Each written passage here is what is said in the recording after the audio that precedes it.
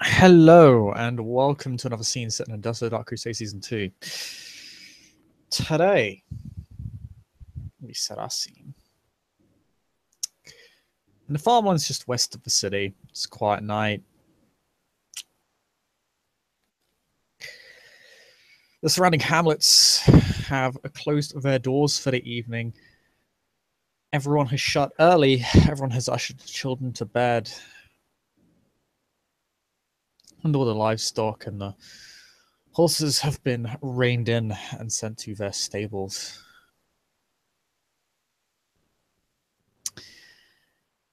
Because tonight, a significant evening, not for anyone in general, but for one clan in particular. And that clan, so often disregarded as a fading bloodline these nights, is Clan Salubri.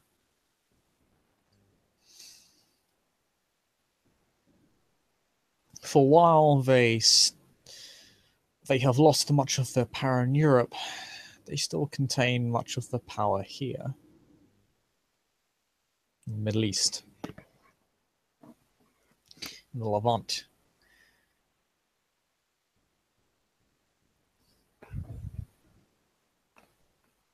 And a conclave of sorts is being held to determine the new direction the clan will be taking come within this region, within this nation. For the Salubri have been kicked around somewhat, and they have grown tired of it.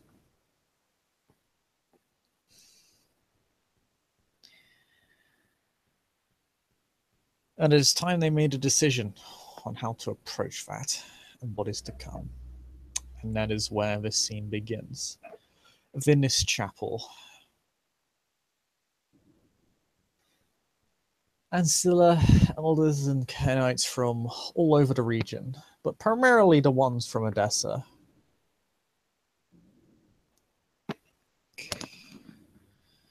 can be seen walking or riding on horseback up to the chapel. Presumably, Annabelle adjunct among them.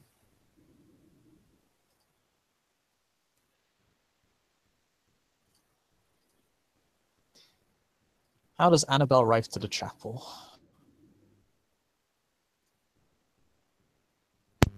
Annabelle will go by foot. It's a road that she wanders quite often, so she's familiar how to get to the chapel.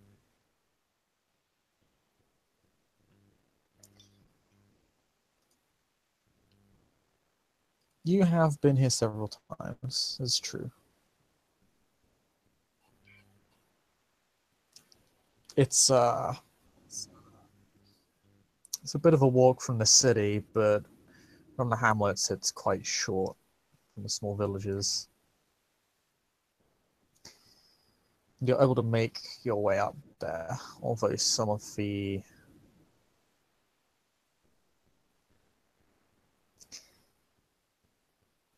local Salubrians, so actually more of the ones out of town, are a bit surprised to see their animals reacting violently towards you, although it doesn't really cause you any real issues. Others seem to note the weakness in your aura. To some, this could be considered a deprivation of the soul. To others, merely marks your initiation on a new road. And to others, to most, it is largely a non-issue.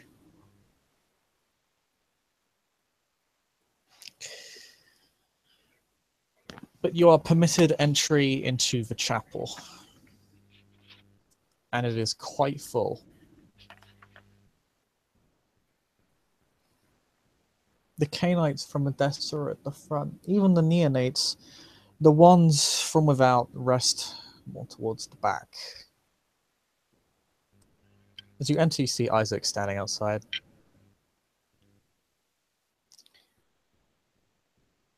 He lets you in. As she comes close to Isaac, she will rest her hand on his shoulder and she'll say in a quiet voice, "I'm glad to see that you're all right."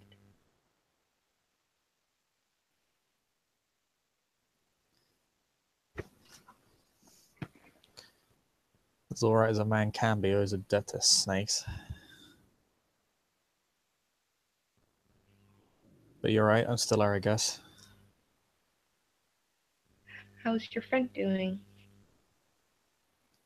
Better. She's inside. I hope I get to meet her soon then.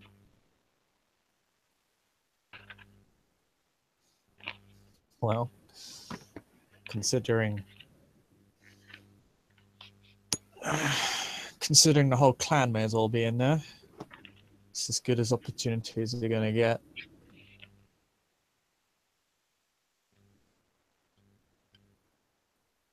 Should be noted he's not the only guard outside.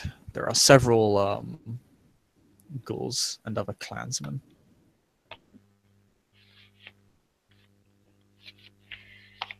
She will depart with a small smile that she'll give to Isaac as she says, "Till we see each other again." For the chapel. Oh, pardon, sorry? Banana. No, she says, "Until we see each other again," and she smiles at him warmly, Okay. and then enters the chapel.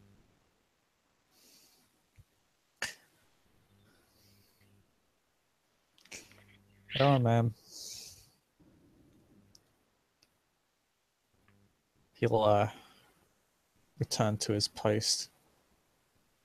But seems happy you dropped in the meet and greet.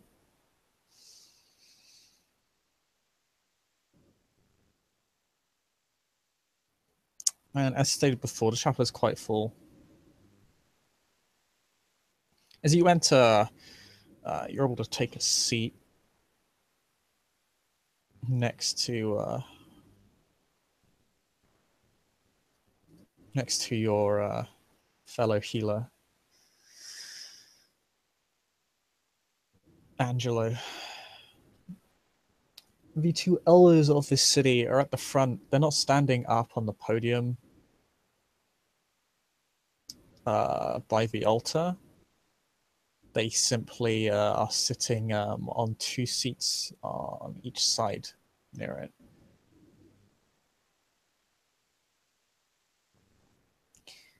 They both appear unusually tense, which is a bit odd because Tabriz is often known as being a bit of a brute.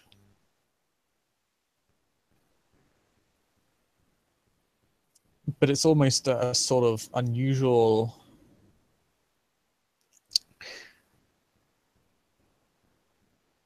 There's a sort of clarity to his disposition, which is a little bit unsettling.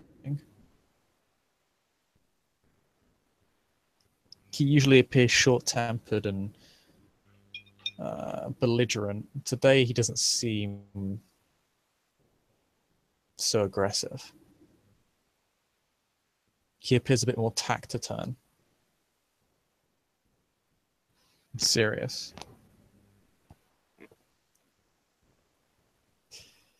Your mentor, on the other hand, also shares a similar disposition, which is also worrying because he's often seen as being very open-minded and very calm and very compassionate. None of that appears on his face today.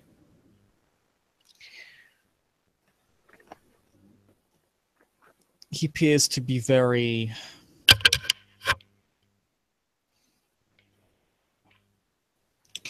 struck with purpose. He looks very focused. And he has a very strict look on his face. The few times he opens his eyes, you can see him scan the crowd for anyone doing anything. And no one seems to act out of turn. And then you just see him close his eyes again. Meanwhile, Tabris is unblinking.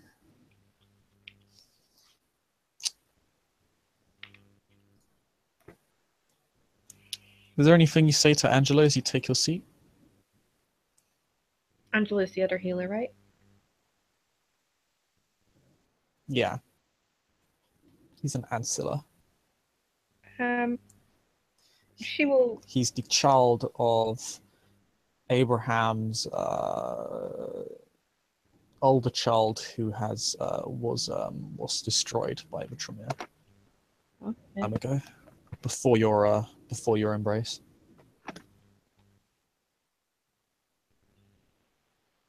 She will politely greet him. Good evening. And she'll sit down next to him. Ah. Good evening, my lady. How are you doing this evening? Fine, thank you very much for asking. How are you yourself?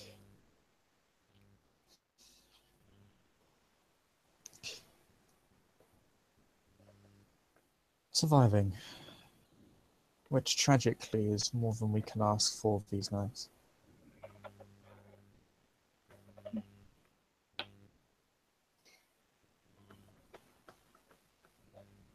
Something. She looks at, or she gestures at the two elders at the front of the room. Something seems off today, doesn't it?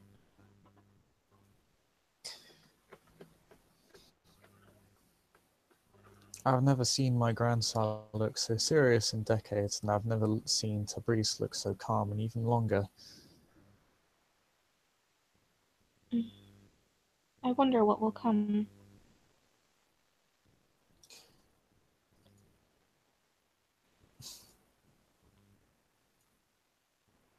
There's a slight kind of snort of amusement. She'll turn back towards him. I don't think we have formally met. And she'll extend her hand. My name is Annabelle. Pleasure to meet you. Angelo. And we'll hand softly.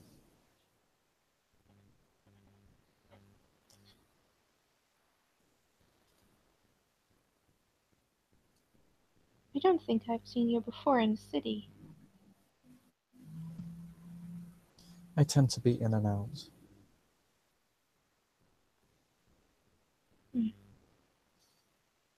I try not to reside where there are so many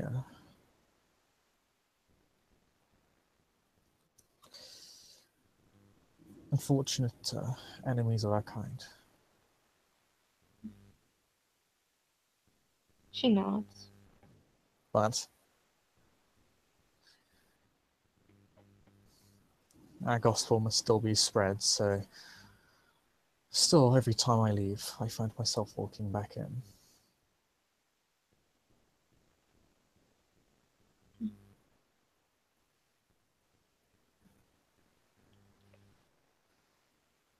It may be dangerous at times, but it is the right thing to do.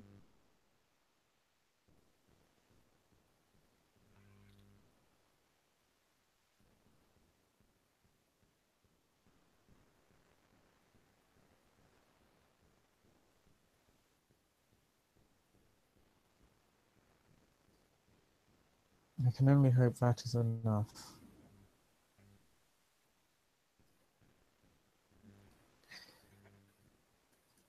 There is much value placed on life of a Cainite in our society, but so little value placed on the soul.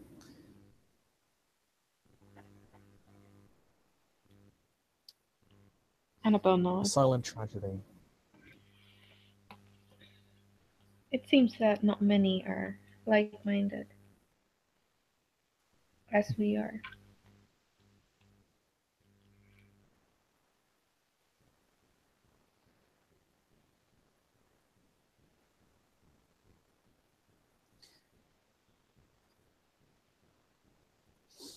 Nonetheless,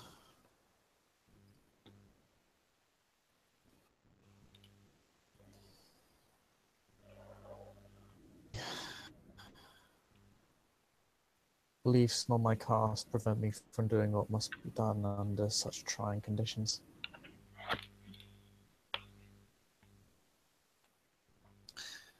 How about yourself? On my grandsire, you tend to reside within the city more deeply than when. How has it treated you?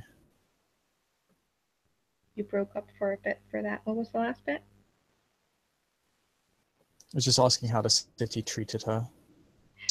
Salubri, she tends to reside within a much more than the rest of the clan. We tend to reside just outside of it. The city is a very dangerous and treacherous place to be. In the short moments that I've been in the city, I've already seen things that I haven't thought possible. It just seems that the worst kind of evil congregates inside those walls.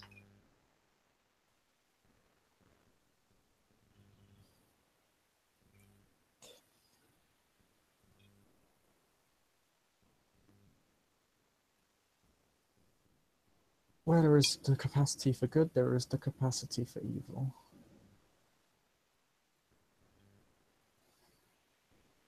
She nods. That's for sure. However, safe I would not call it. But your desire to see it abated is a noble one. He smiles.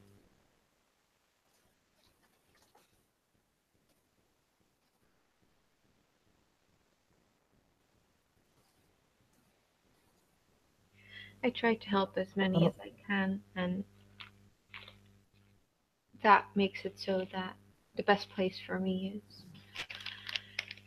is there where the people are. And that puts me right inside those walls.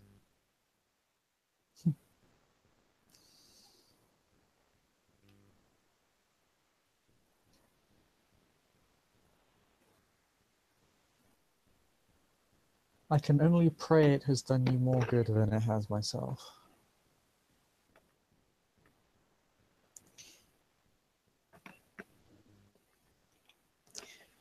I'm not sure if your sire informed you what this meeting is about. No, he was very vague. He just told me that um, my presence was requested and that I would find out the rest once everyone was there.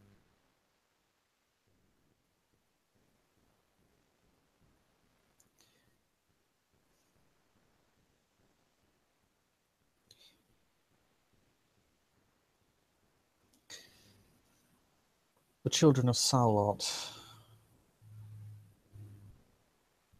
have had a meeting in Accra. Sorry, Accra.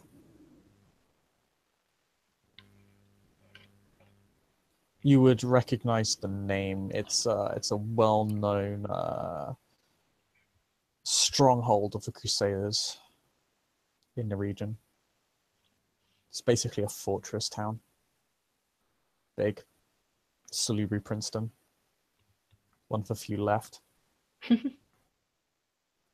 We try. Oh? How come?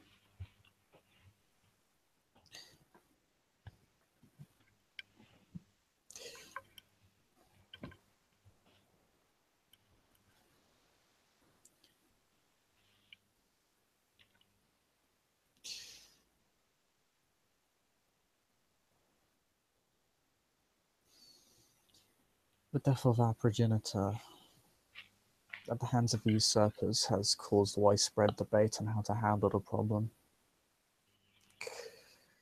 in addition to the new threats encompassing this region.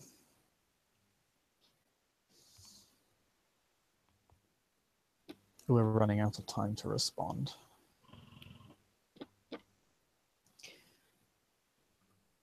So an emergency meeting has been called.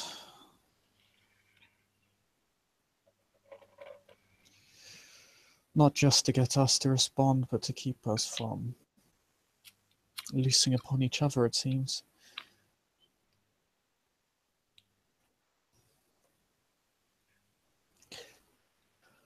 You'll know more once they start. I believe they're just waiting for the final few guests to arrive. Some traveling pilgrims of our kind have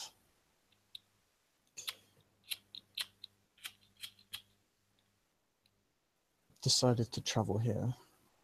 You're not the only Salubri holding a conclave currently.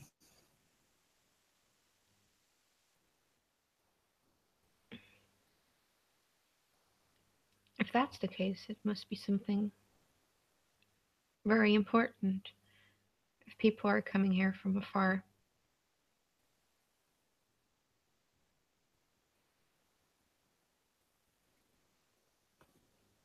Annabelle curiously looks through the room.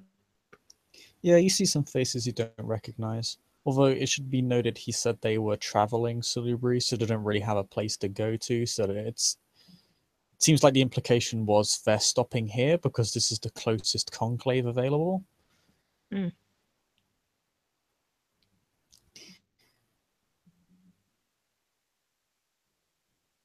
You don't recognize any of importance. They appear to be fairly young or largely unnoteworthy ancillae. No additional elders. If there were elders, they'd most likely have taken the stage with the other two. And as your conversation with Angelo begins to kind of taper off, you see a couple new faces show up and the final few guests arrive. But then you see Isaac with one other Salubri, either a clansman or one of their ghouls, close the large chapel doors behind you. And several ghouls around the side of the pews begin lighting the torches of this chapel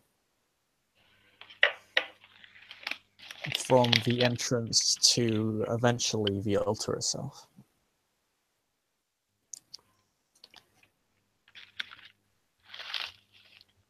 And the two elders begin to take the stage.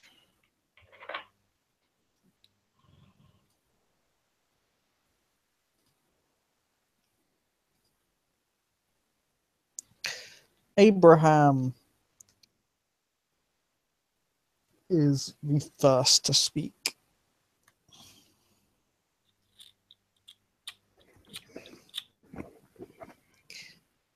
My fellow clansmen,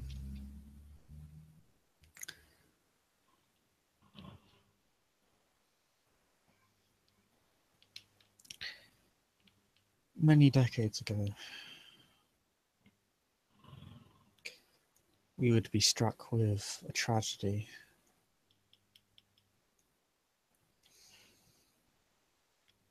that no others could ever dread to experience.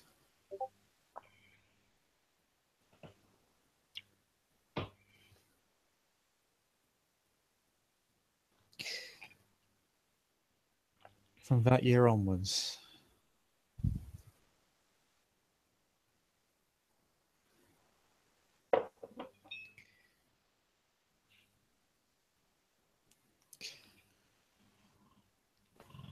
we have stood as one clan against many.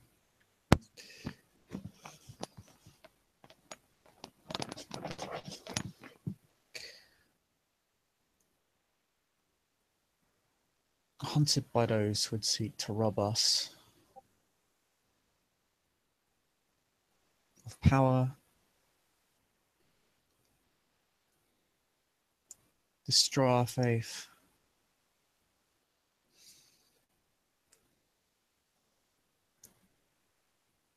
and spit on the beliefs of them, spit on the ideals of those whom we would serve.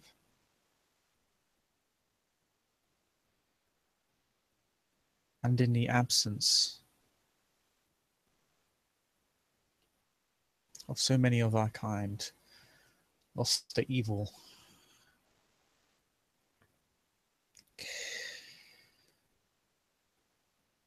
and avarice,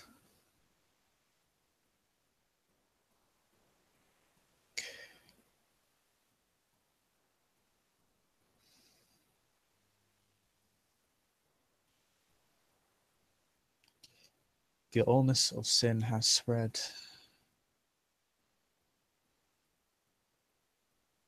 at a rate not seen since the first wars.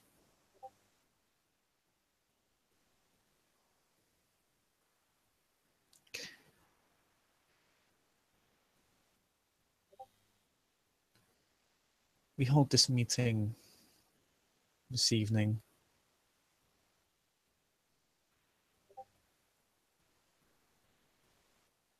to determine precisely how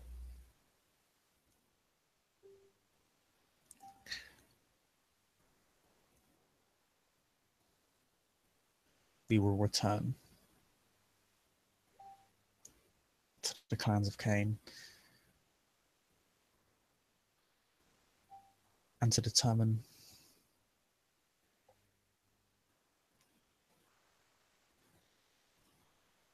how we will redeem it.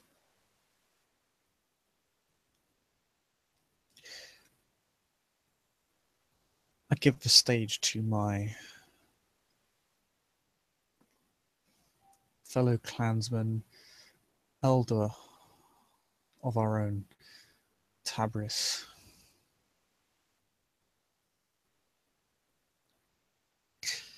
Fellow mentor of the Code of Samael and his road of vengeance.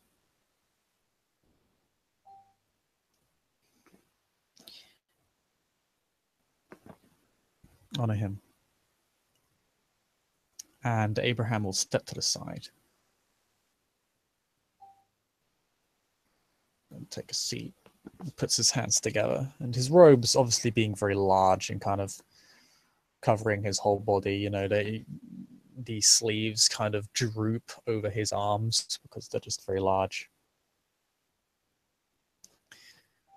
Clasps his hands together and they disappear underneath the sleeves. And Tabris takes to the stage.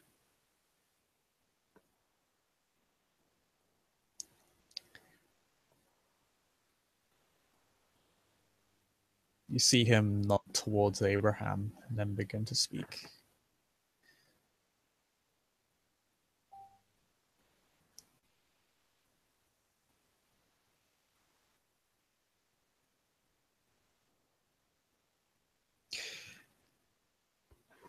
We find ourselves in a state of war. One could argue we always have been, but that is neither here nor there.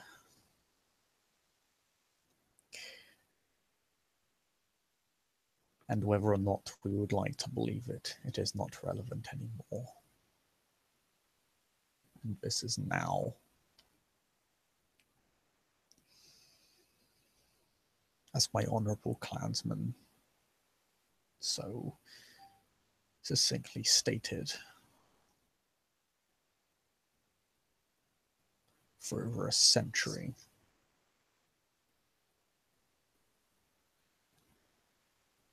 we have been eaten away at.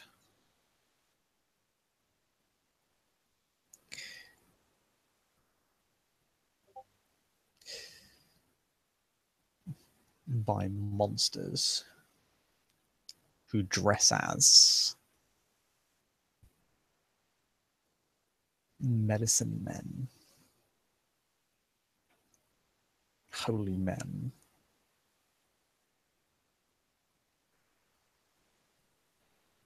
magicians,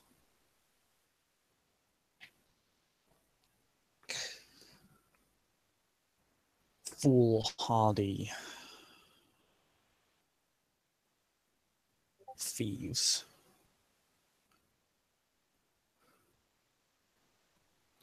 You seek to take that which you do not understand.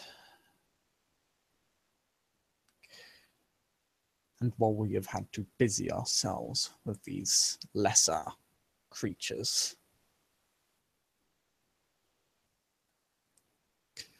the taint of the infernal has respread across this land and the world.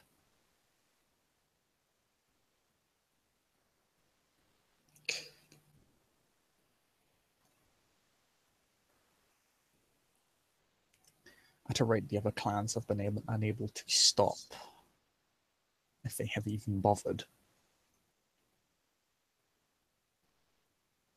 And once again, it falls to us to create a solution, even in the state which we now find ourselves within.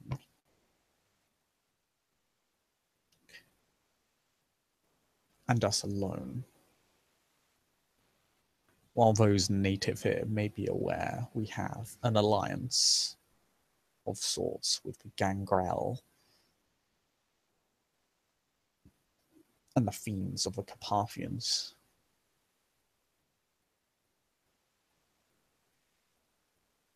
I would ask that you do not believe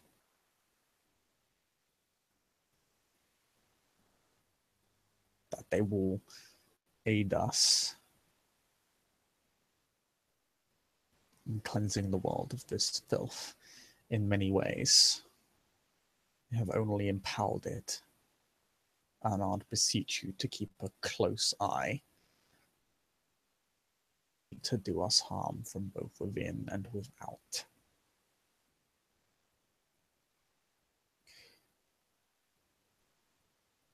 As Abraham so stated, we hold this conclave as many others of our kind hold in many other regions to form a solution which will be concluded at the city of Accra.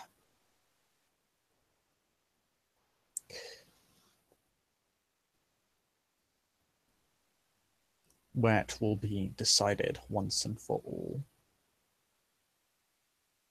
how we shall deal with the infernal, how we shall deal with the rising filth in this world, how it shall be cleansed, and how we shall approach the usurpers from this point onwards. Everyone here, from neonate to elder, shall be given their say if they wish to make their voice heard. And if you do, I would ask that you do so now. You will not be given a second chance. There will be no other opportunities.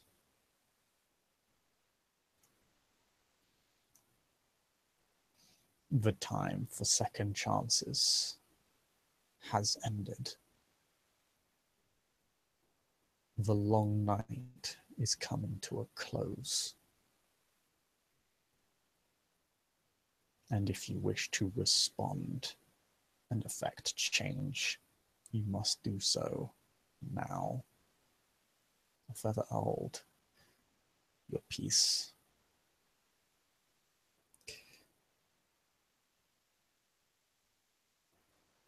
You shall be given a chance to discuss this with your fellows. And then when you wish to take to the altar,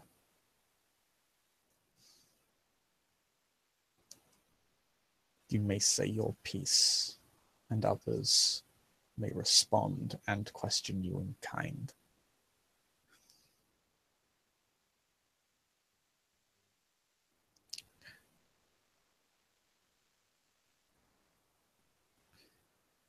You may rise and mingle.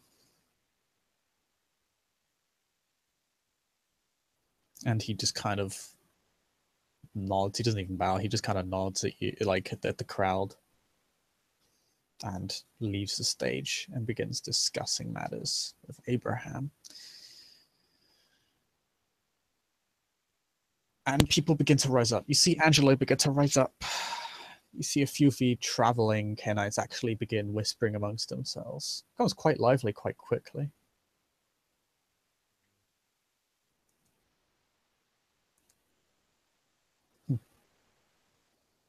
Well then.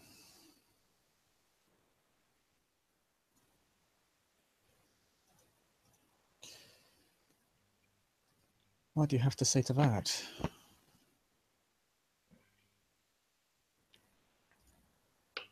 That was not what I was expecting to hear. He basically said all options are on the table. So even an all-out war is a possibility right now.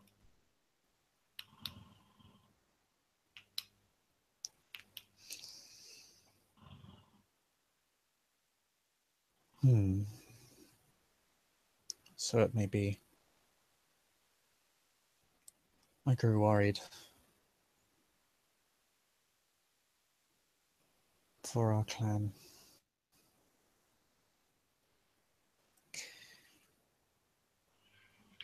It appears the beliefs of our two castes may be irreconcilable.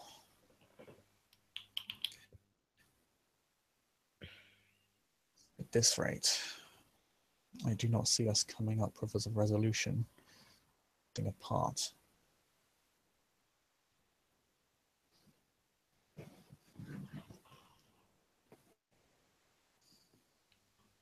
What about you?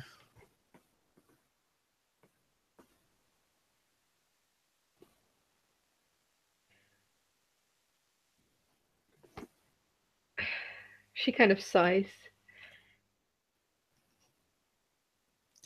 I do agree that we need to take action, but if we don't handle this very delicately, any action that we do take might end up making the situation worse than it already is. If the warriors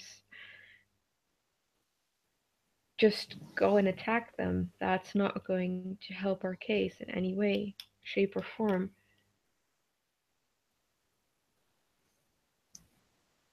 And yet, we have so often been accused as healers of allowing the usurpers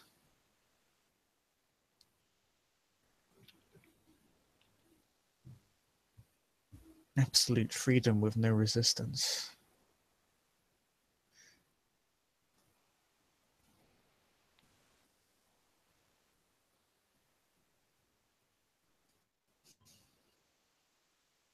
Dangerous situation, because in spite of the passions of our brethren, they hold a fair point.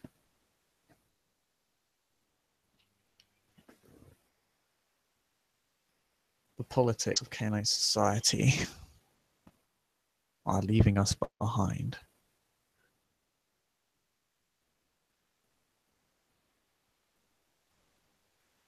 And without politics, there is only war to take its place.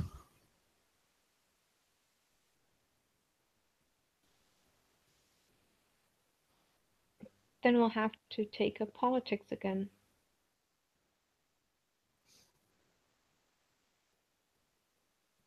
The slow death preferable to the fast one.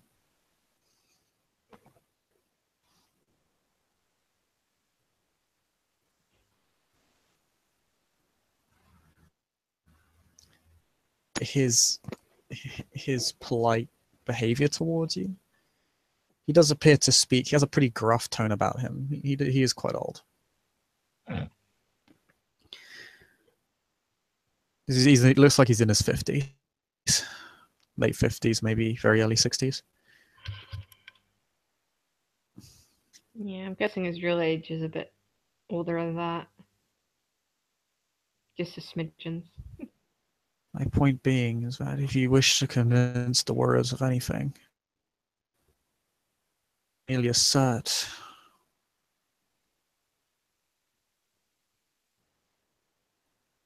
that the politics that they are so poorly suited, gratefully disdain, as it is treacherous and self-destructive, is the optimal solution. And why? And in such a way that can appeal to them.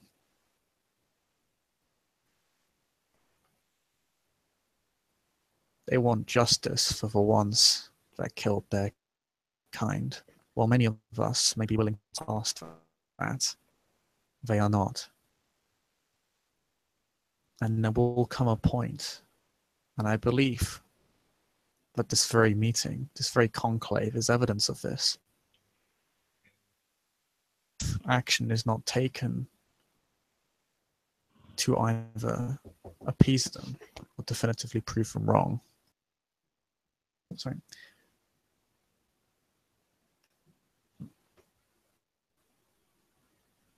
They will take action on their own.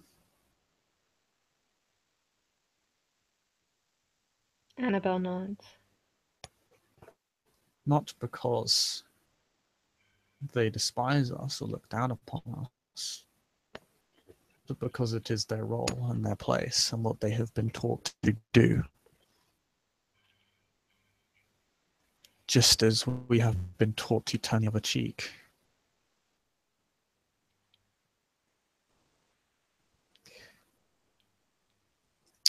And uplift those who have fallen.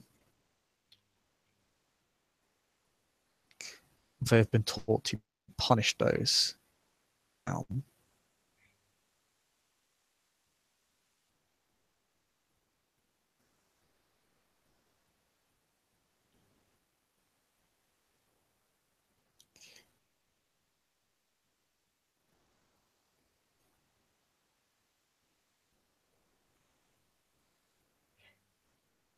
Annabelle kind of. Oh, sorry.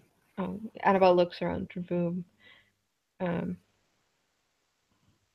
and she'll look at the raised platform, kind of like, shit.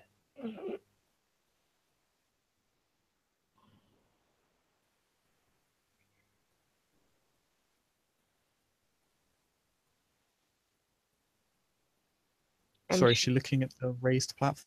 Yeah, she's just looking around as in to see.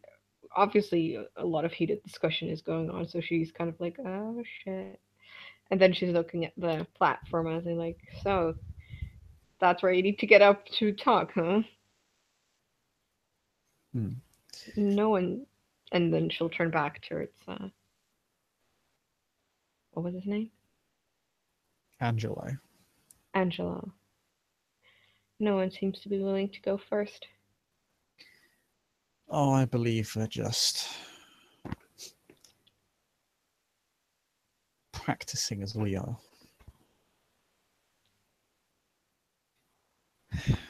No one wants to get up on the stage and make a fool of themselves.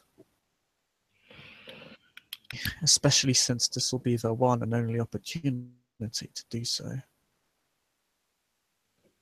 No one wants to make the mistake of being remembered as the one who made no difference or far too much.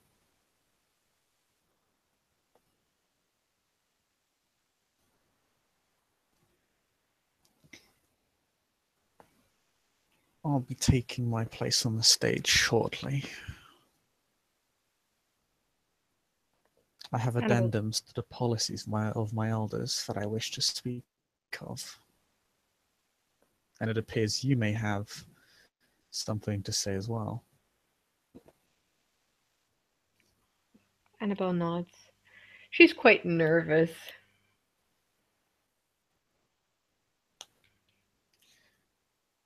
You can see fierce debate among different, particularly among the traveling Canaanites. You can see some of the native ones confronting them and talking about stuff. Others try to calm them down.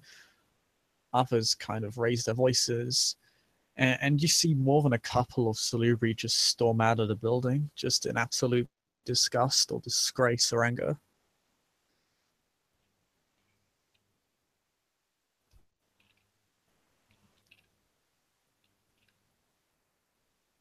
It is a state of organized chaos within this building. No violence, but raised voices and constant bickering and ad hominem attacks and stereotyping. And you can see that there are attempts to move away from these topics, but you can see they just keep circling back around to the same fundamental issues that Angelo spoke of. That one side does not wish to act, wants to act, and nothing else.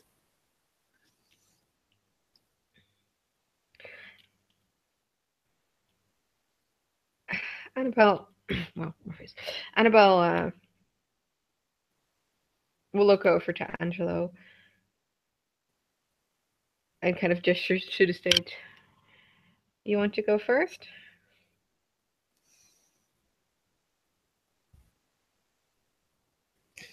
I'll allow the elders to take the stage first. I'd not want to run the risk of insulting them on such an important occasion.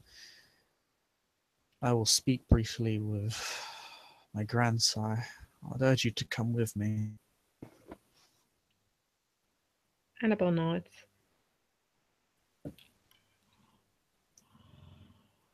Yes, I He will wonder. take your arm and guide you on over to your sire. Hey, Papa. Who's not with Abraham? Who's not with Tabriz, by the way. Tabriz, you can see, walks away, kind of nods. It appears they come to some sort of mutual understanding. They seem to be the most reasonable out of everyone else in the room, aside from yourself and Angelo.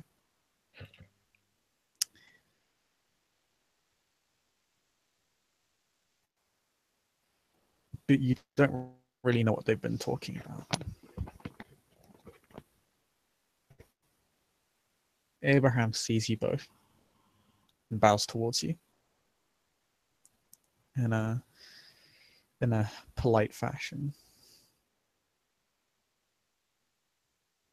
My children, I see there is something you wish to discuss.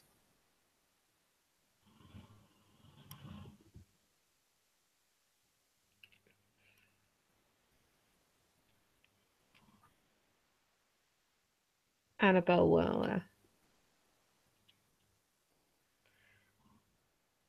kind of wait to see if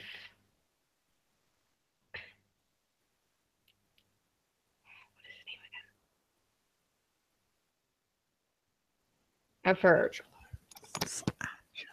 Angelo. I knew it was with an A, but that's what it. See if Angelo will start the conversation or not.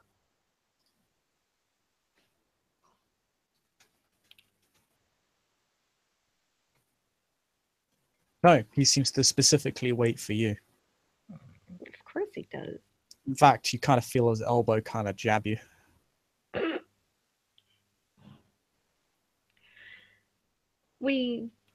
She'll turn towards Abraham.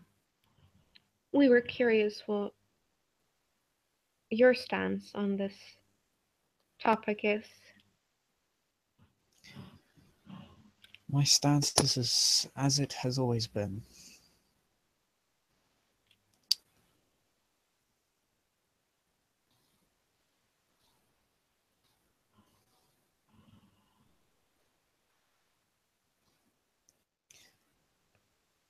Mere are most despicable, but I do not wish for their outright destruction. I remember the teachings of Salot and seek to stand by them as much as I always have. I will not betray my ideals.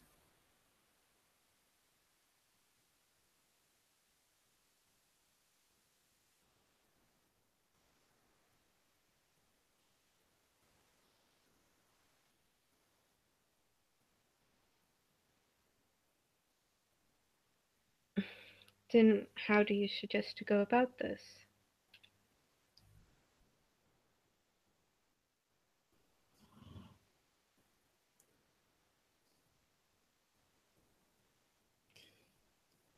Cainites have long since played petty games with each other of stations and status, of who can step on who the most, and they deserve to do so.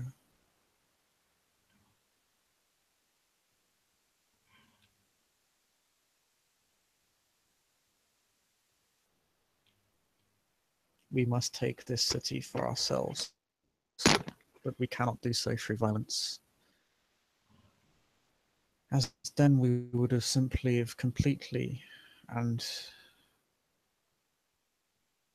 lost the faith of every other clan, and as much as they are complicit in the crimes of usurpers, they will be needed to extinguish their rise.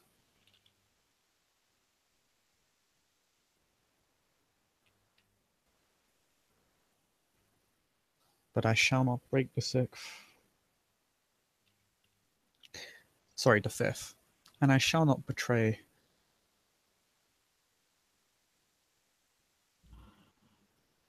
Salot's teachings.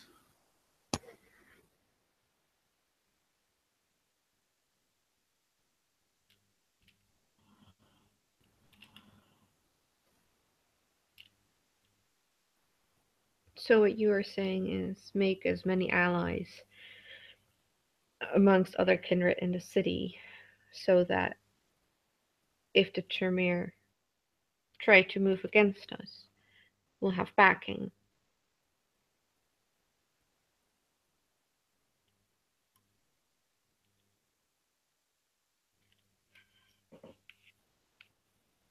Yes.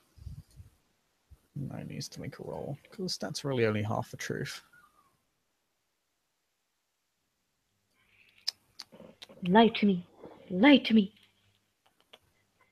Yeah, he does. Roll your empathy. Perception empathy. Perception. Whew. Let's see. Well, he's pretty good at it. You need 5 successes. Do my special of my what is it? Acute sight, acute hearing.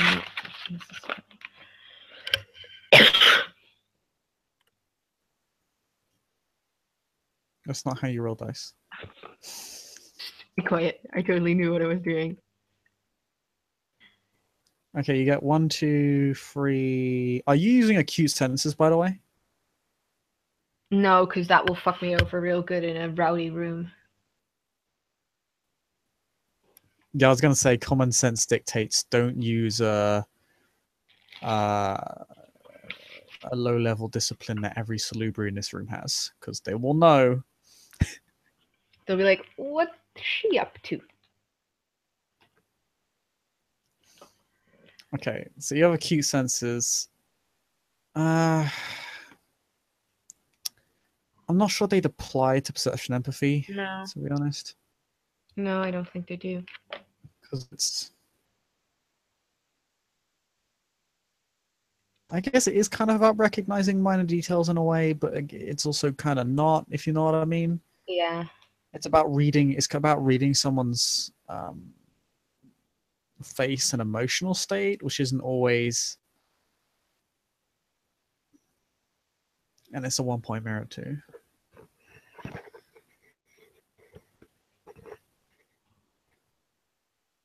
So you would succeed if you got.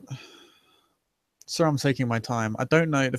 My question is: Have I allowed you to make a perception empathy roll with acute senses before? I don't think so. But if I'm wrong, I please don't tell know. me. I don't know. Okay, then I'll make the ruling that it won't apply Mm-hmm. because one, because it's a 1 point merit, but also Yeah. also because that's not really what it's for. Um, your acute senses wouldn't really help you out that much here. Uh, at best, it would lower the difficulty by 1, but not 2, just because Mm-hmm. there's not really a lot to see. It's a face. Oh my god.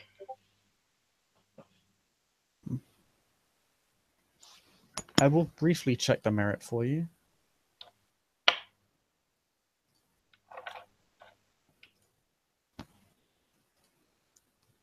So we'll just briefly have a quick rules check during this short commercial break.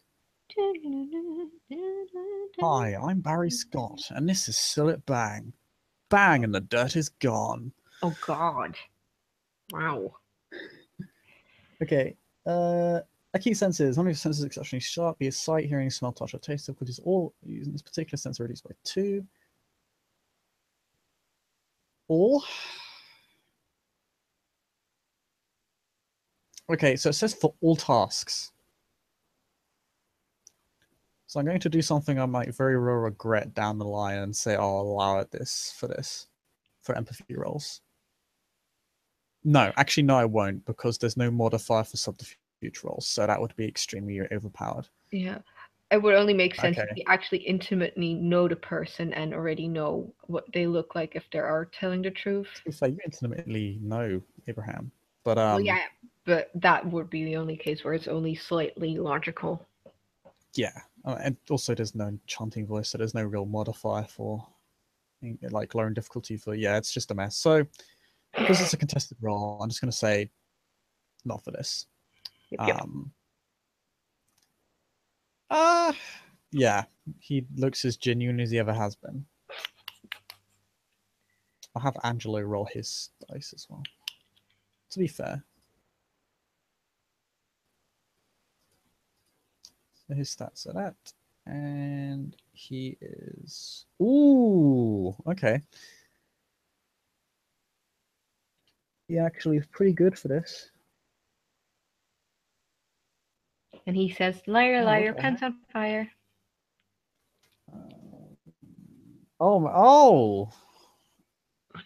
His specialty is emotions. It's not his emotion. No, so he just fails. Defender wins, which is Abraham.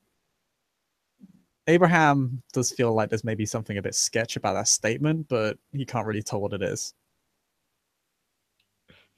So one thing you do notice is Angelo obviously like there's a brief moment where his eyes narrow, but that's it. He looks a bit unsure of himself for some reason. Abraham looks completely fine.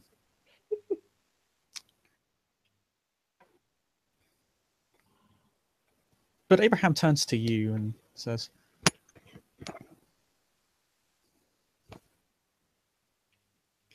what is your perspective on this? Roll me perception and fee again.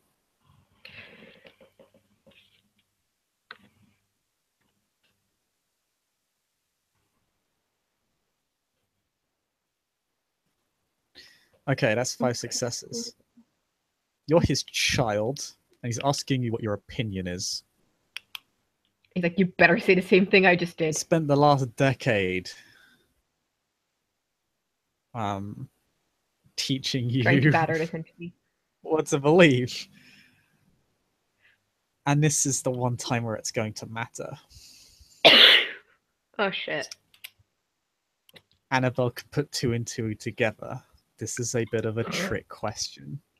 Regardless of whether it's even intended or not, it's a trick question. What either of you want to believe.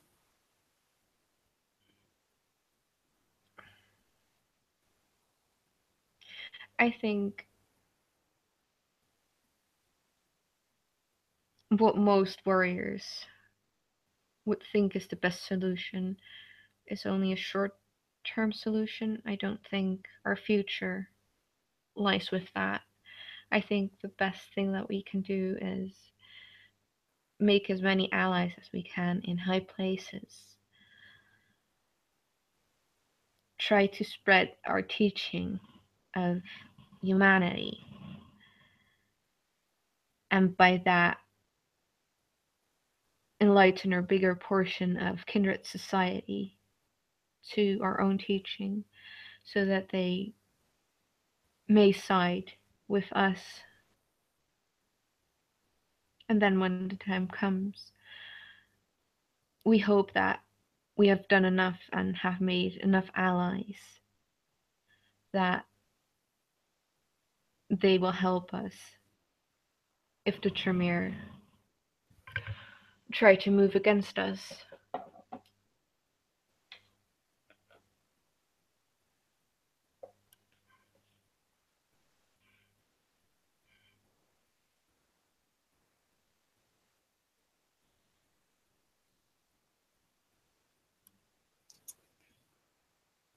Did you get all of that? He looks at you satisfied.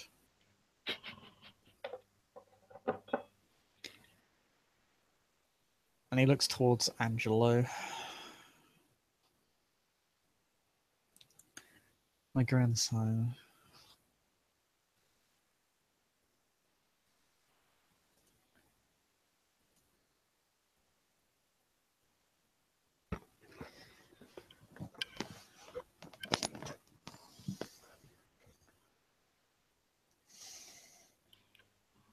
Well, I've always held myself to the highest standards. And still hold myself to Salot's teachings even in these most difficult times.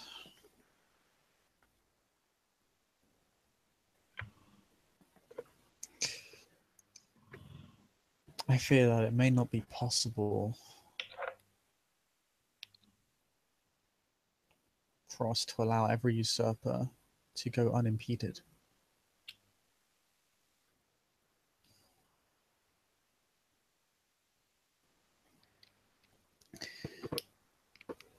I grow concerned that Kenai society, their politics, leaves us behind not because of a simple change in the wind's direction, but because society as a whole has already made its decision.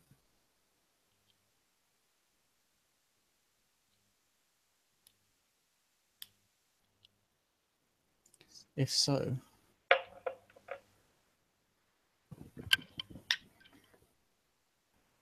I fear that our plans will be in most direct peril.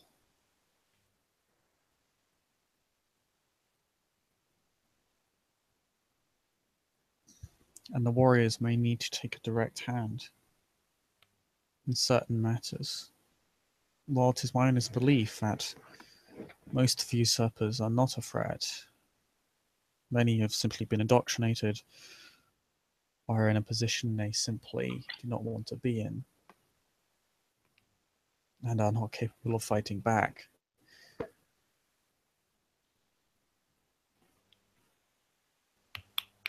Some of them, including their founding members, are not going to give up their power freely or through words.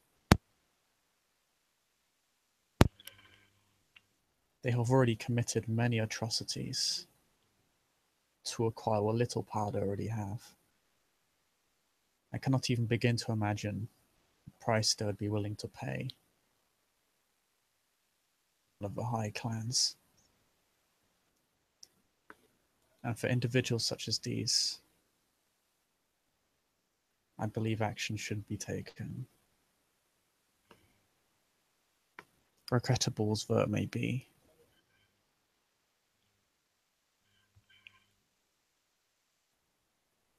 We cannot spread Salot's teachings, nor can the warriors spread the code of Samael.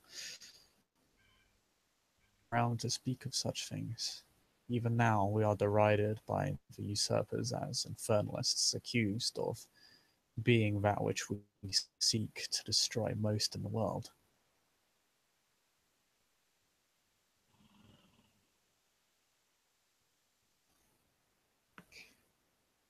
And that is where I stand.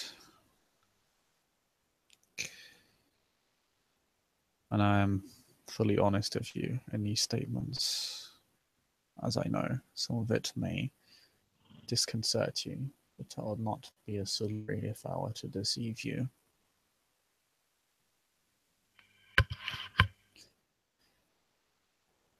That last end of his statement catches Abraham's attention.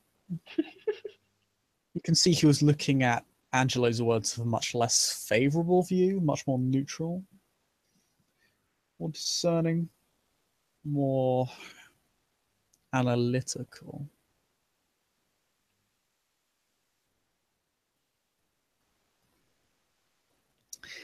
But he seems to accept those last words as genuine. He nods at them.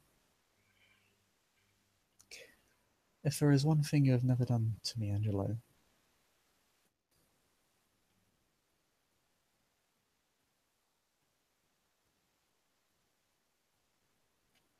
Angelo will nod.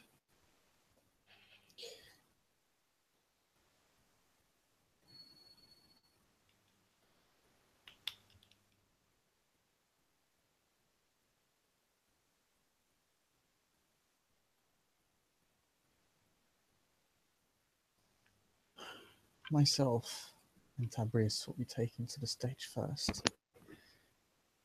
Then, if you so wish,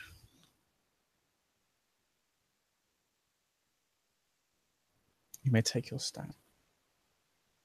As my child and grandchild, and Angelo, as one who has lost his own sire to the usurpers. Old mate.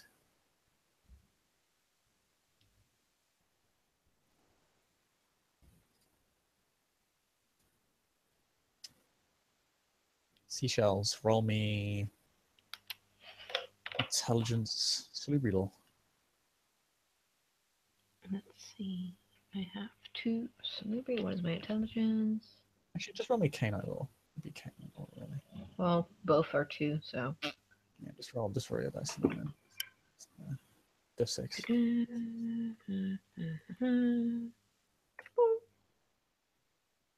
9. I have 1 success. Okay, 1 success.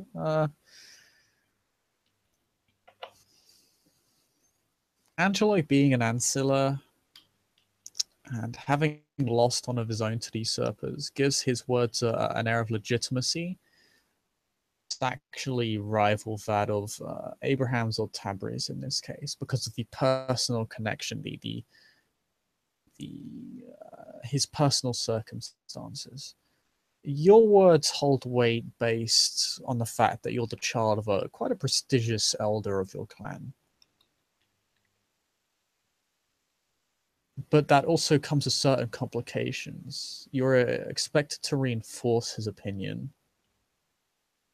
From them would cause much controversy and could cost you the status which you hold. Of course, your words would still hold weight up until that point. If you are to divert from his words, those words would actually hold weight. It would just be competing with his, but you'd no doubt lose status and points of your sire after the fact.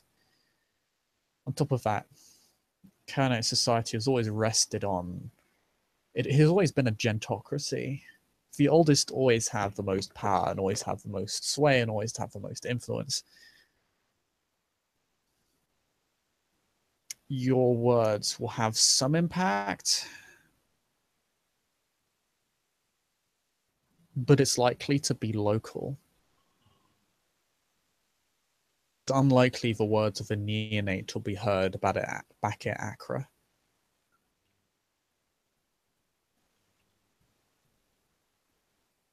Even the Salubri store, even the Kind and compassionate Salubri follow the laws of the oldest get their say, and the youngest can wait for a few centuries first.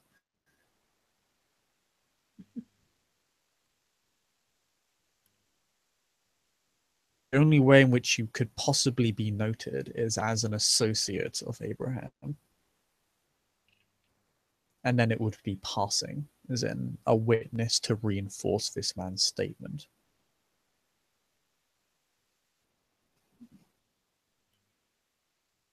That's a good thing that we're on the same line then. You're a... Yes, yes, you are. But you're, side eye. Shift gears. But yes, the main problem lies in the fact that you're a small fish in a big pond, and you don't. There's really no way to fix that. It's just how it is. So you go in knowing that your words will most likely be contested by those in the room.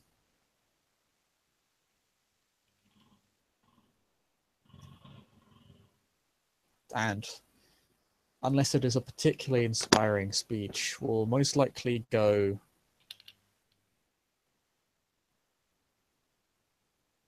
unnoticed by many.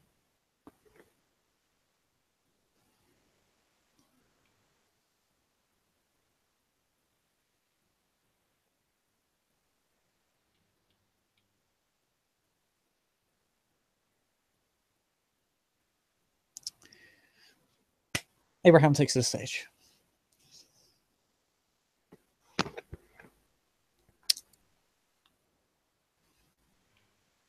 The Salubri aren't ushered into seats, but they do break off their conversations for the time being.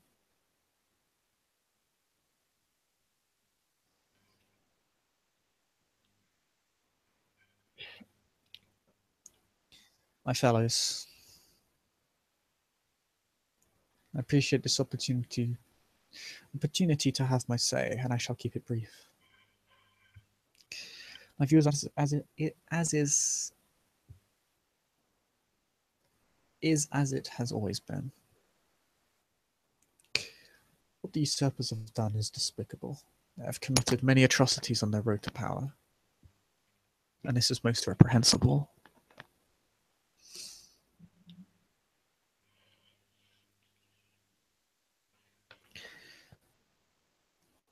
And such power should not come to pass.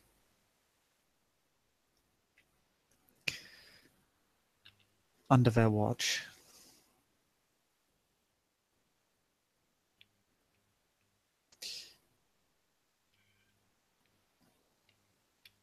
But we are not defined by the actions of usurpers and thieves and murderers. We are defined by how we respond to such people. And we are defined by how we act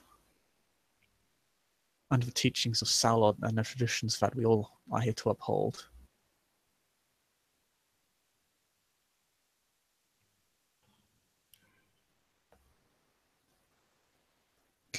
So I say this, while I never will fault a man or woman or child for following their conscience,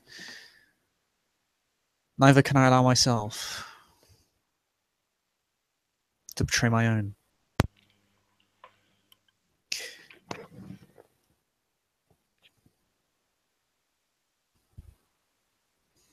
Because we must do that which lesser Kainites fall into the trap of. Their petty power plays.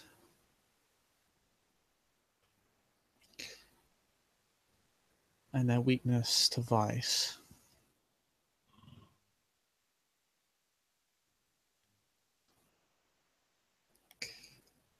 Those who are weak must be taught. Those among the usurpers who wish to be saved must be saved.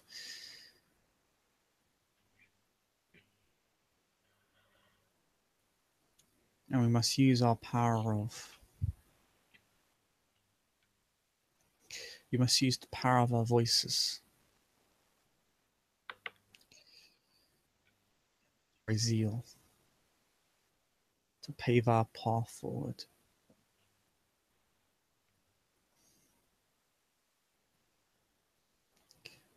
Remember the words, a beast I am, lest a beast I become. While the usurpers are no doubt beasts, we must not allow ourselves to succumb to the same case.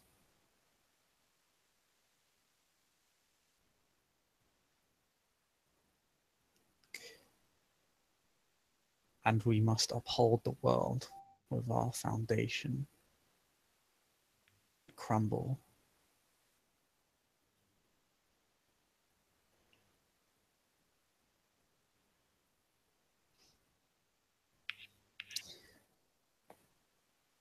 And he will bow and go off the stage. Tabris immediately takes the stage past him. Immediate. He was waiting to take his place. My opinion is quite different than my brother's.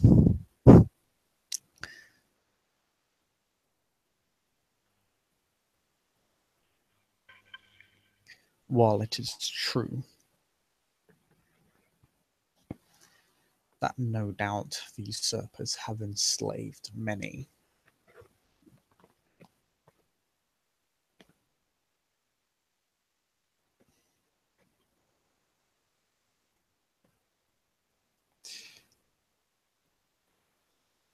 we are no longer in the position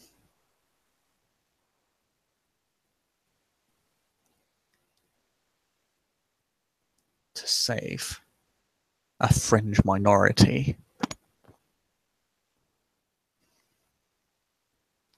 The Tremere have distracted us from our true goal of upholding righteousness within society and combating the evils of the infernal.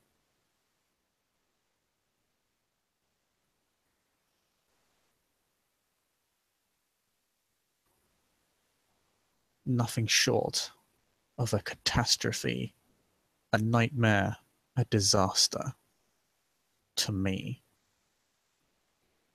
that they have become so prominent that we can no longer ignore them, for if they were, I would.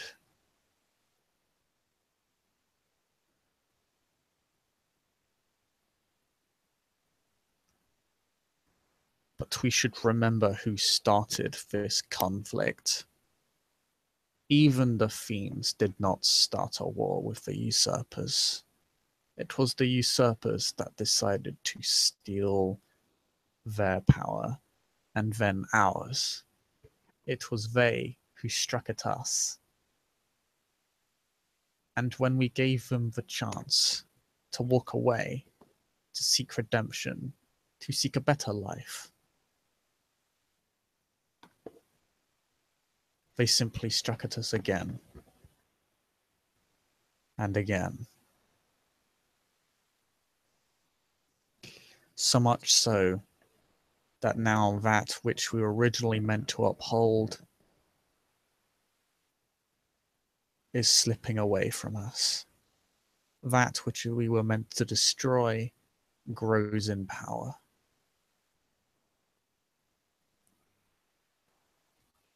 While it grants me no pleasure and only sorrow,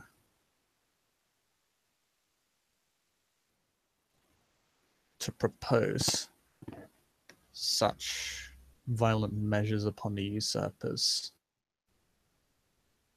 They have no one to blame but themselves. They earned their enmity.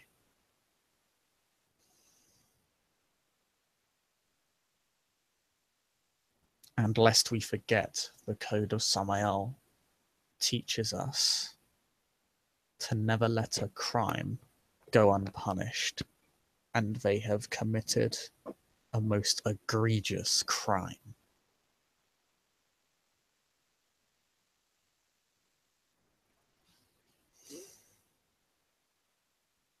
and we should not let them forget that.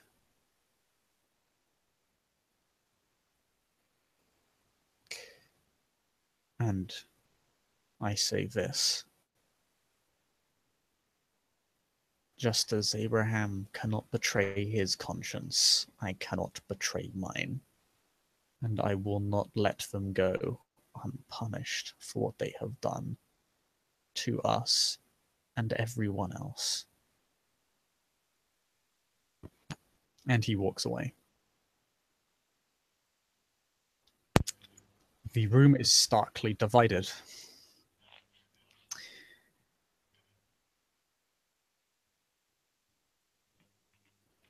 There is something of an awkward silence. It's almost as if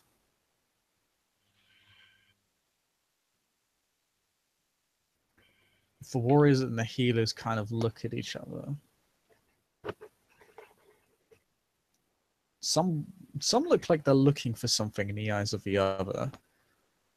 Others look almost lost, forlorn. Almost, it's like they're mourning something.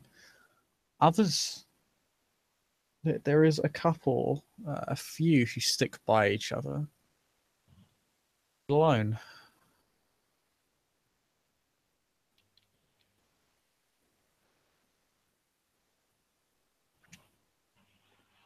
And the stage is left open.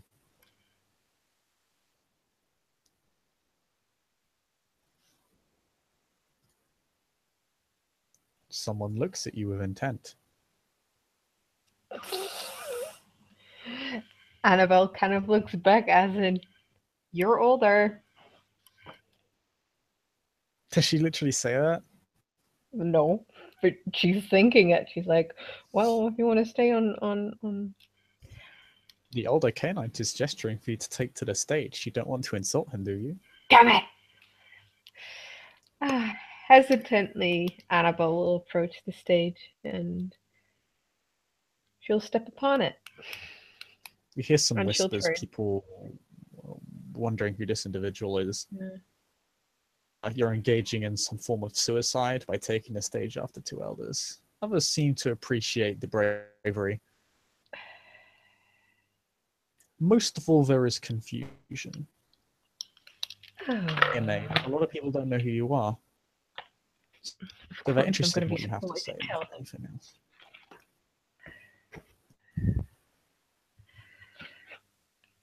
Once Annabelle is facing the crowd, she'll make a small bow before she starts to speak.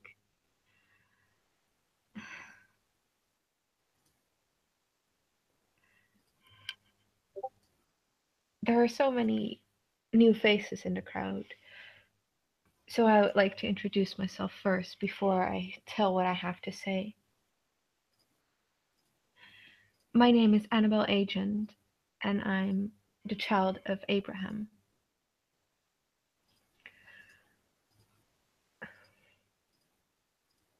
Over the last few months, I've seen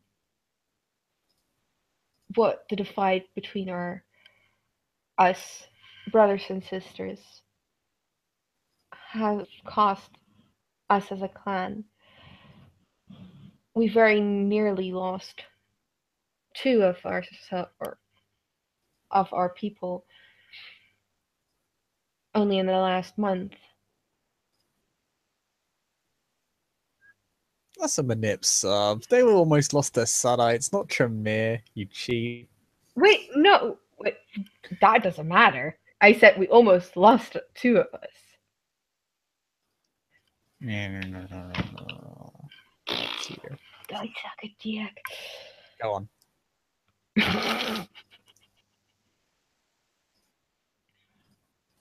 They see you laughing on stage and they're kind of like, what the fuck?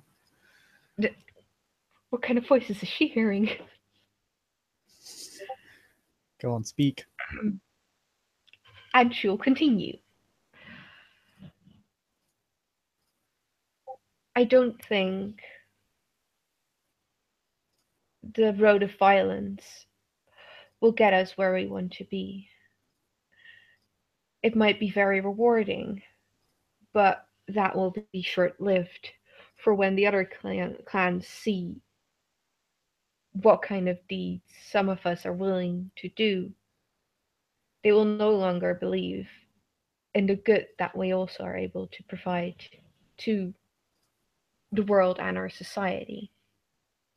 And we'll lose all the allies that we have gathered over all these years.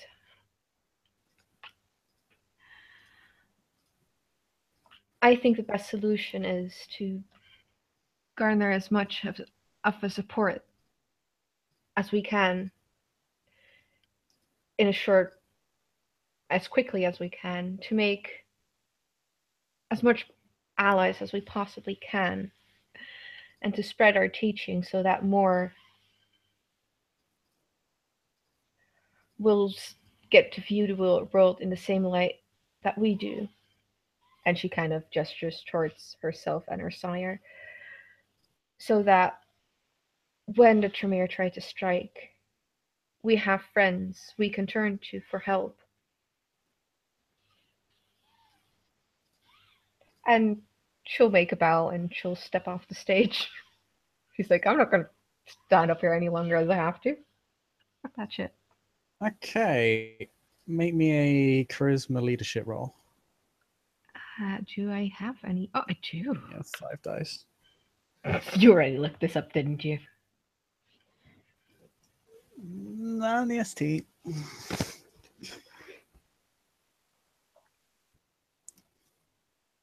Oh, 4 successes. Nice. 10, 9, 7, and 7. Yeah, you get people on board. It's a hard road. You even get a few warriors to kind of reconsider their viewpoint. At least one of balance. Hashtag proud daddy.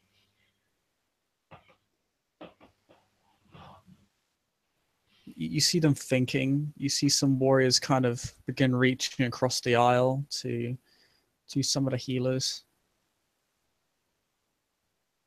These seem to be some degree of reconciliation going on. Not a lot, but you've certainly made an impact. The healers, of course, are roused by your speech, and I mean, with 4 successes, you even get an applause, like from such a young neonate to make such a profound set of statements is unusual.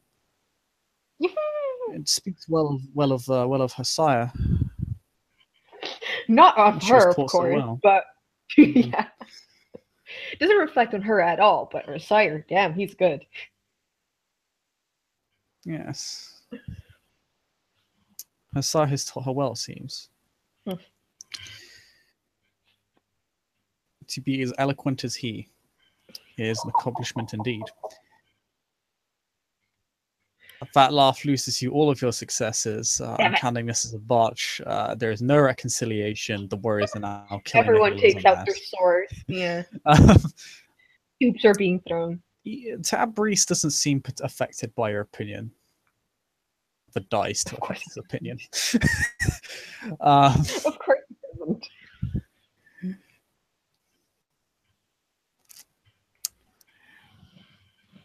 But you do affect the opinions of some warriors. That's the important thing. The healers are something they're easy to convince. You're speaking to the choir when it comes to many of the healers.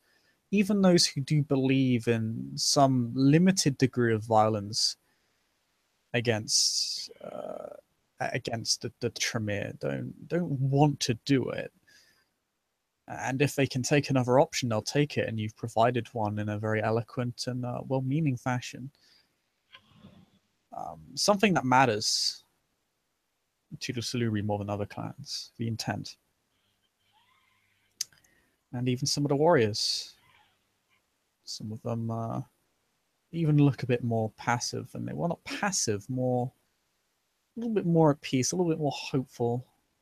Their hands are no longer on a sheathed weapon.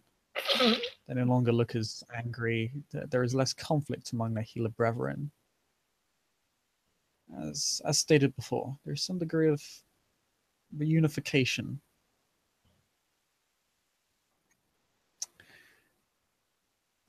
Then Angelo takes the stage. Of course he does. Little dipshit. going out and do whatever I did. Wow.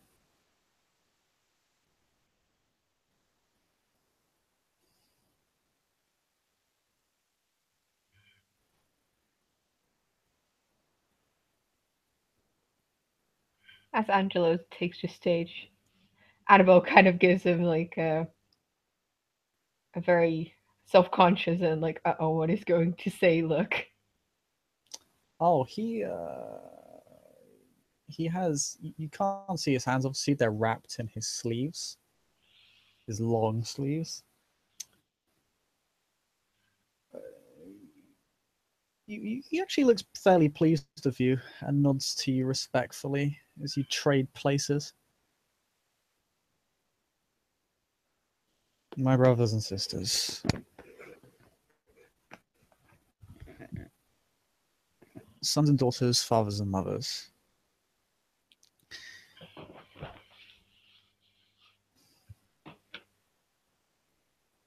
For those who do not know me, I am Angelo, healer of the Salubri, grandchild of Abraham.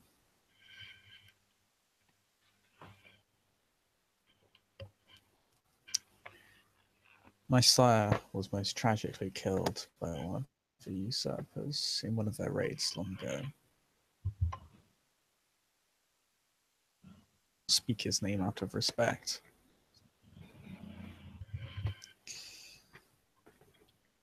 For he is not a political prop for me to use. My own agenda.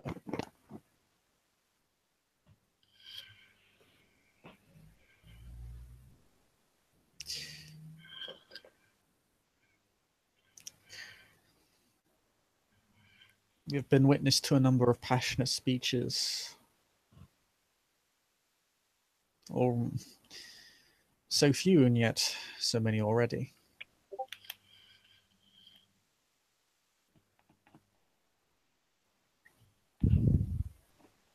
Perhaps the most impactful made by one most unassuming.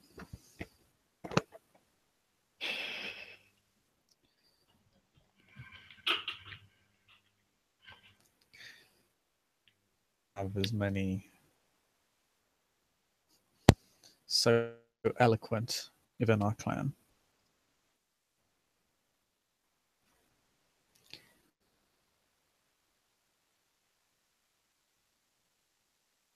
Are distinct, however. Dare I say, individual from those of my caste, traditionally expected of my caste, and those traditionally expected of the warriors.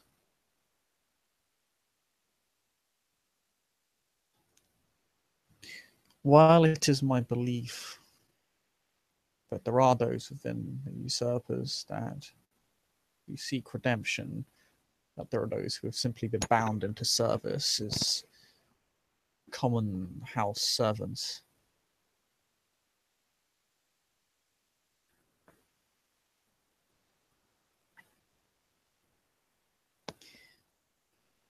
We must also understand that there are those who do not wish to be saved.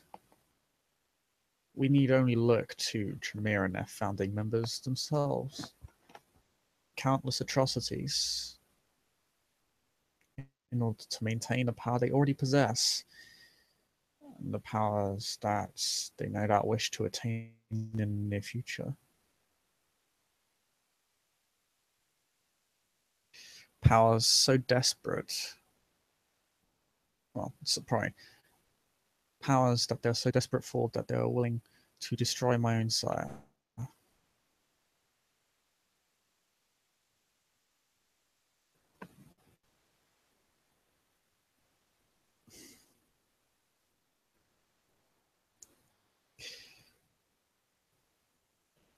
But, like many of my healing brethren, I do not wish to create a wound that cannot be healed.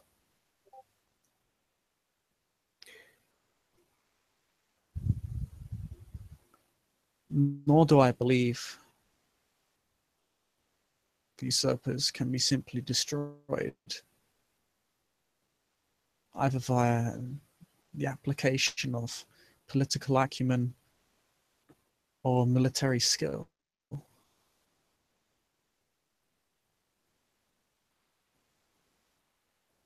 For the usurpers have entrenched themselves and made allies.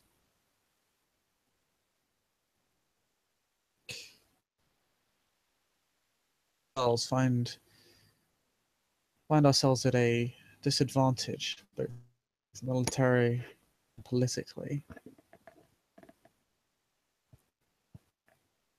As such, I do not advocate for the use of one or the other, for I believe this to be a false dichotomy of both, so that the healers may abide by the teachings that they hold so dear, and that the warriors may uphold the code of Samael as is their duty.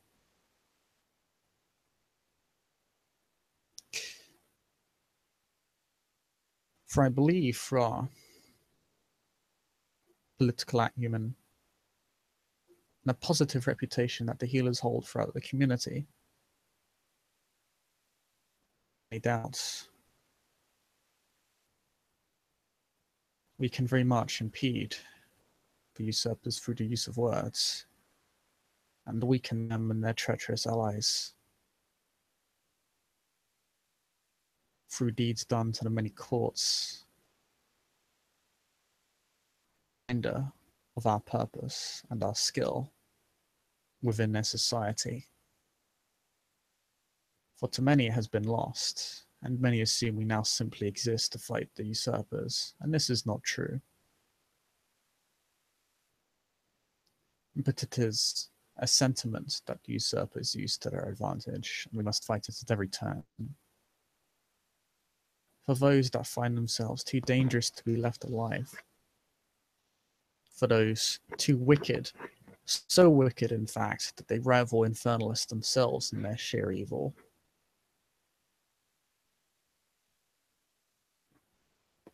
For we should remind ourselves that it is not just the intent of someone's actions that defines them, but their actions. As my grandsire so noted.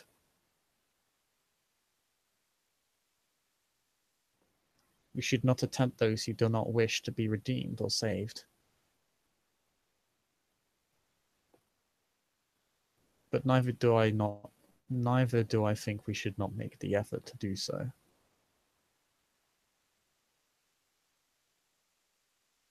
For those who show signs of reticence about the vileness of their deeds, they should be considered.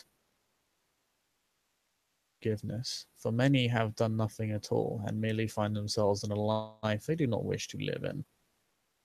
Others, however, have very much exploited the wickedness of the usurpers and our abilities to their advantage, and for this, the warriors should punish such evil.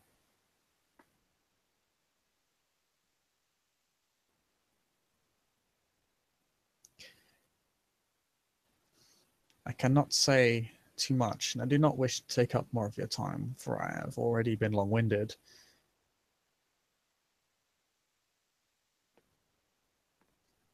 And we have already been witness to many words that must be followed through of action. We ask of this. Do not trap yourselves within one single way of thinking, one belief, one culture, one dichotomy, one problem.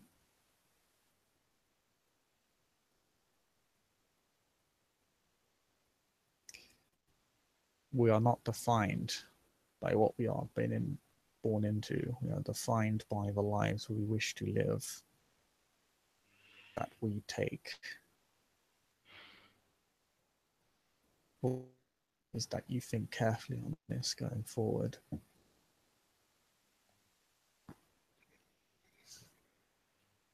And consider carefully what you believe in and why you believe it.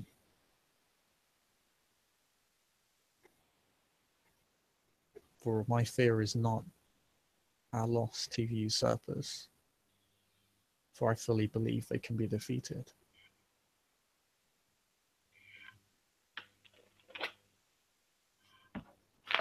and for that matter, the Sethites and the Infernalists themselves, wherever they might go, the sinners. All trials that we may overcome and have done so in the past. My fear is that we lose to ourselves, and I beg to you now, do not let that happen. Do not give in to your difference in purpose. Celebrate it. And he will bow and take his leave. Annabelle will get up and applaud him.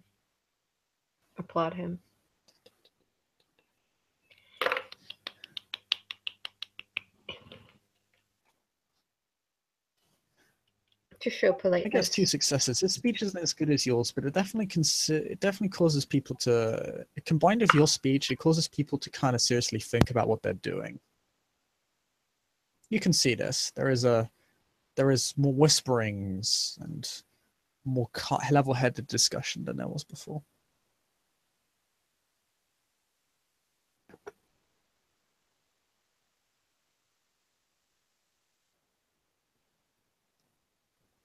Because of the compromising nature of his speech, he's even got Tabriz and Abraham talking, although actually seem to have a less mutual understanding now.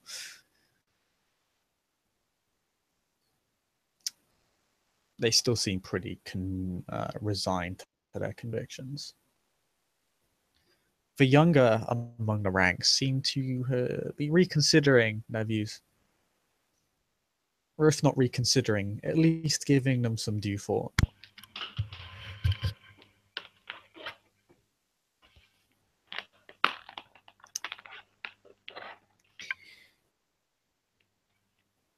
Is there anyone else Annabelle wishes to talk to? Because every Salubri in the city is here. I believe you said you wished to talk to the one Isaac saved. Yeah. But I wouldn't know what she looks like or anything like that. No, but she knows you. Okay. I mean, you just went up on stage, so she's waiting there when you get off. She's like, I think I know about what you were talking with. We almost lost 2 people. Mm-hmm.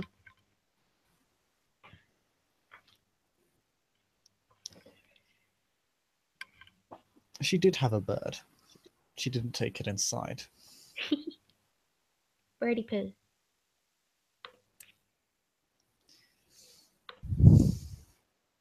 Birdie poo. She curtsies to you. Annabelle will curtsy back. Good evening. Nice impassioned speech for one so young. Thank you. Your sire taught you well. Thank you. We'll be happy to hear that.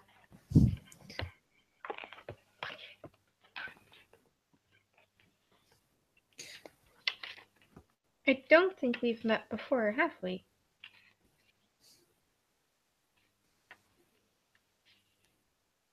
I am simply called Kate. It was the name I grew up with. Was never given a last name. Was raised among the common folk in Europe. Annabelle nods and she'll extend her hand. Pleasure to meet you, Kate. My name's Annabelle.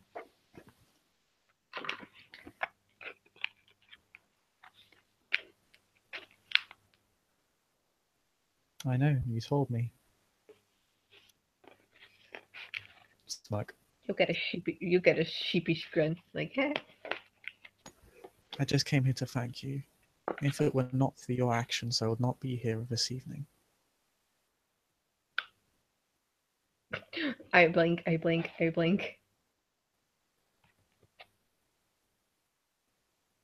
And then she'll have a aha moment. You must be Isaac's friend.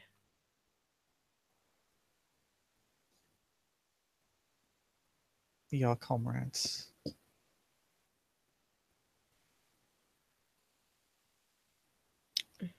We were birthed from the same sire. I am the younger of the two of us.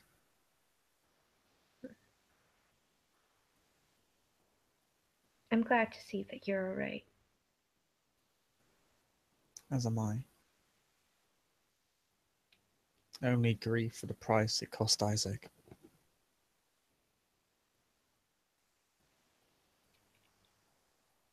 Annabelle nods.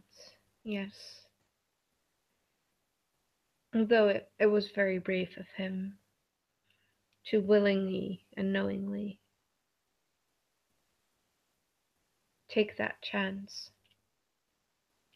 He's a brave man.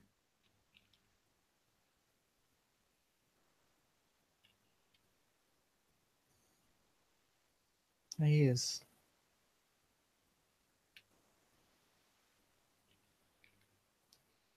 There seems to be a look of affection on her face when Isaac is mentioned.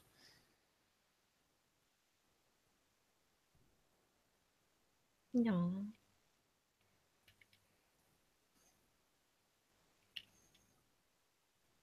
But boons do not last forever, and one day he'll be free again.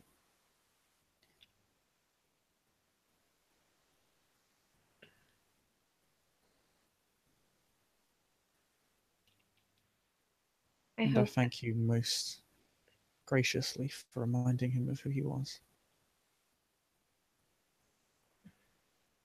It was all inside of himself. He just needed someone to talk everything over with.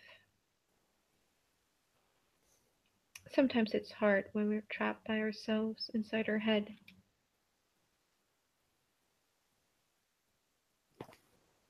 When you have no one to talk to, you begin to hear voices.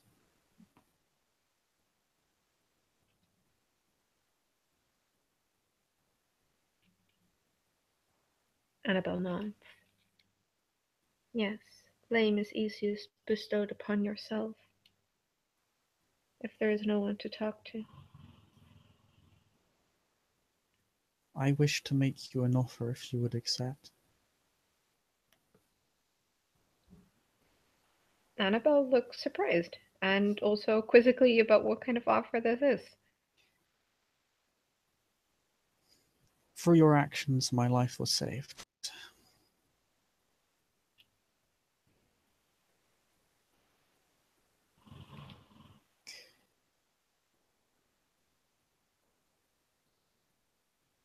And as Isaac labors under the burden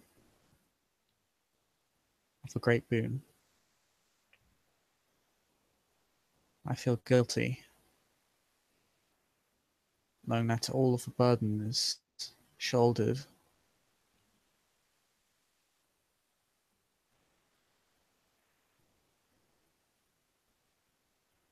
For your actions in protecting my life, I would like to offer you a major boon if you would accept.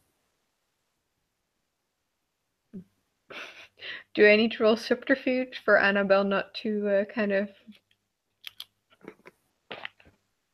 what is it, bulge her eyes out at this statement? Yeah. She kind of goes like, wait, what did you just say? She's offering you a major boon for saving her life. She's doing the honorable thing. To be fair, you could argue it's a life boon, but That's not what Anna is going to say. Like, you cheapskate, you at least owe me a life boon, you little cheeky bitch. okay, you get 2 successes. She's not going to contest it. Yeah. You managed to keep yourself together. You might look a little bit surprised, but that's just because, you're being offered a major boon on the spot. It's expected. She looked fairly calm. Yeah. But how do you respond? She curtsies to you again and actually kind of, in doing so, effectively lowers herself before you. Lowered as in how? Just standing with her head bent or like kneeling? She curtsies, so her knees bend somewhat. and her head is lowered. But it is clearly one of deference rather than simple politeness.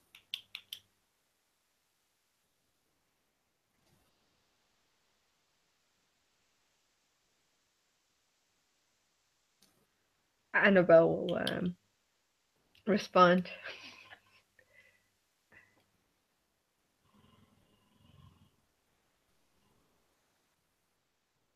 Are you absolutely sure about this?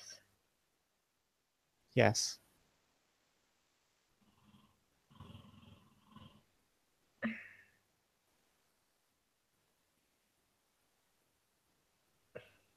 Annabelle thinks 2 seconds about it.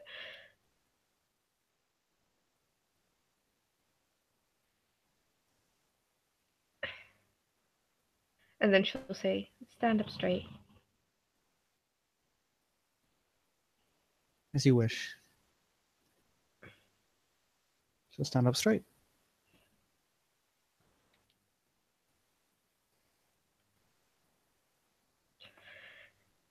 She kind of bites her lip as she continues.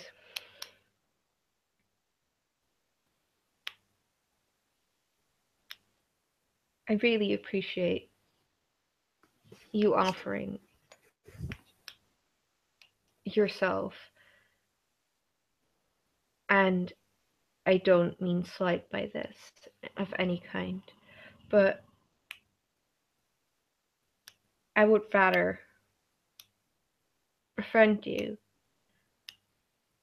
and spend time with you and maybe become even friends. You kind of get a like sheepish girl smile, like, and force a bond that way, or forge a bond that way, then a boon.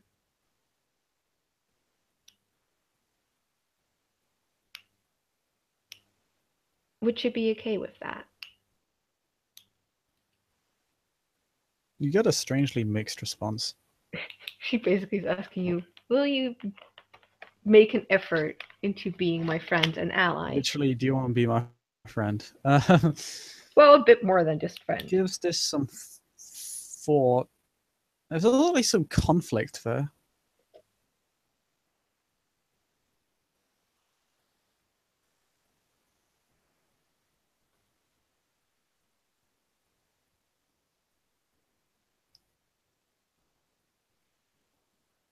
I fear I may not be around long enough to be able to service that need.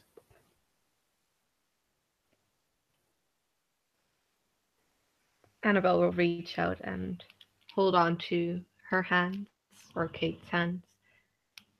How come? What's wrong? I am a warrior, Annabelle.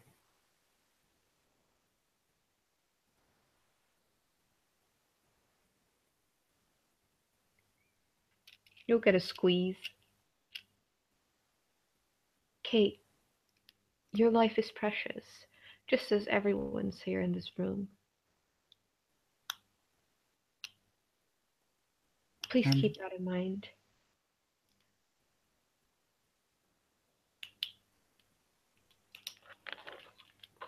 I know. But one day I may have to lay that life down to protect those other lives. And I fear that day is coming soon.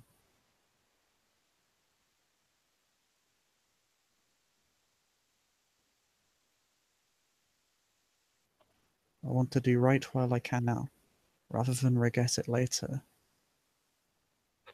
Annabelle nods, a bit sober about the whole statement about, I might die pretty soon.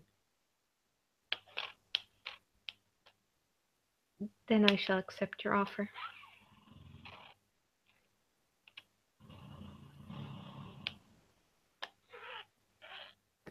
She surprisingly kind of beams at this statement. She looks very happy.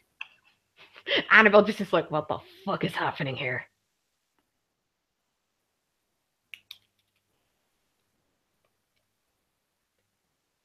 Thank you.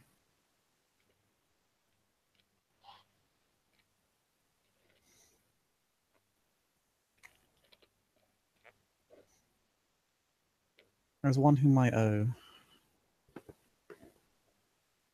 as my liege, you shall always have my sword at your beck and call. Thank you. Let's hope I might never need that. But when I do, you'll be the first one upon who I will call.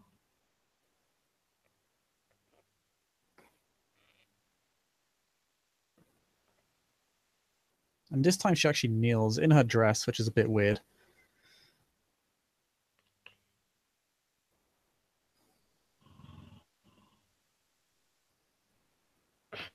So she Annabelle is takes the knee. highly uncomfortable. She's like, oh, shh.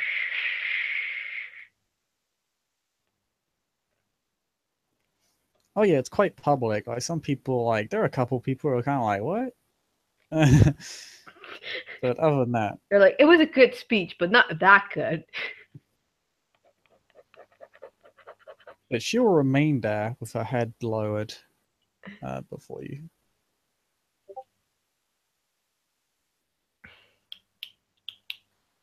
Annabelle will place her hand on her shoulder and she'll softly squeeze. Stand up. She simply remains there. Oh, sorry. She's like, stand up. There's no need to kneel. And...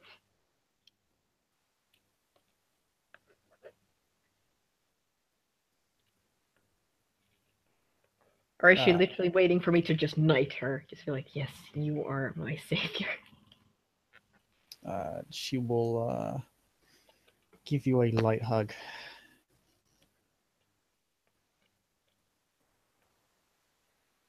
When she hugs, or when Kate hugs Annabelle will say in a bit quieter voice, if you ever need help or guidance or someone to talk to, this chapel is where you can find me. Thank you. And then she will add on to that. The same goes for Isaac. If he ever needs help again, this is where he'll be able to find me. I will inform him as my first task towards you. Annabelle will kind of have a look on her face like, I'm not disagreeing with you, but I didn't imagine that that was how you're going to respond.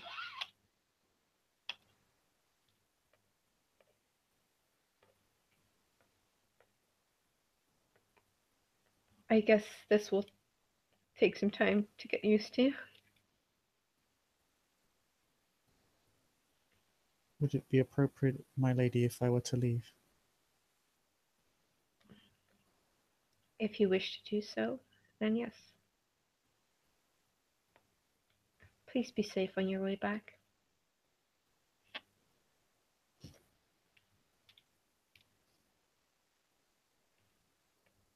I shall. Thank you. And then she'll bow and she'll exit the chapel, leaving you with a room full of other people. If there's anyone you wish to talk to, or we can conclude the scene there. If there's no one else you want to talk to.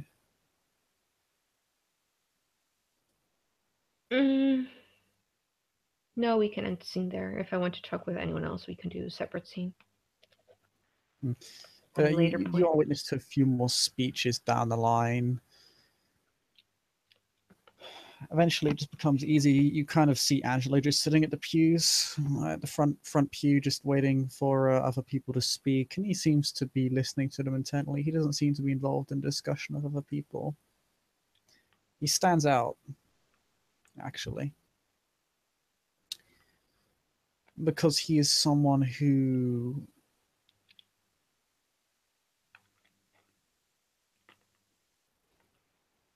doesn't seem to be involved in discussion as everyone else.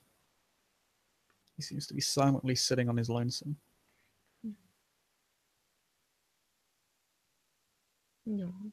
Annabelle will go over.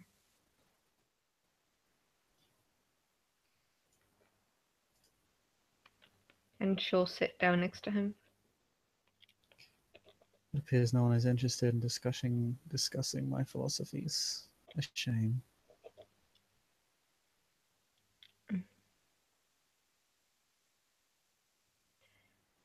I think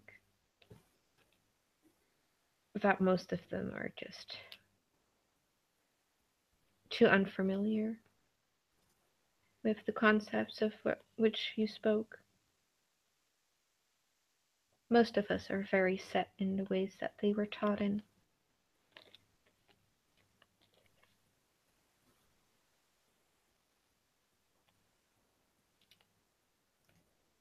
Of this I have no doubt.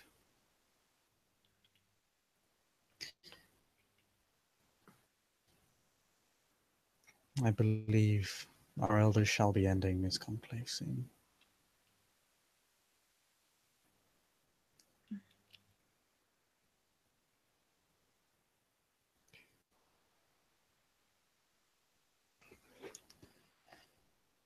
However, I believe I should not outstay my welcome.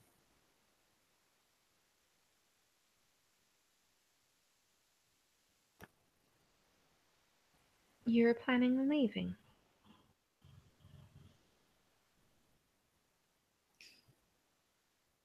I have said my piece. Regardless of whether the conclusion was set or not. Be at peace with that.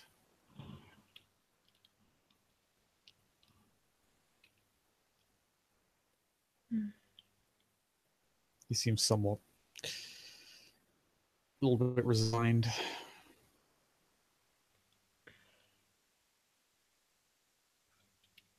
If I ever want to find you to talk,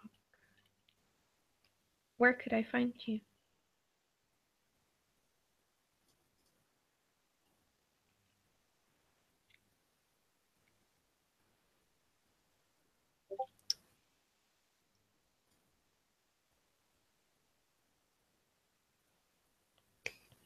I tend to move around the city.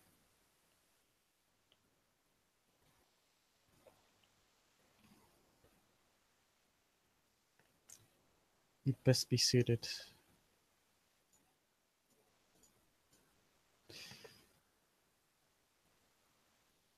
Finding me.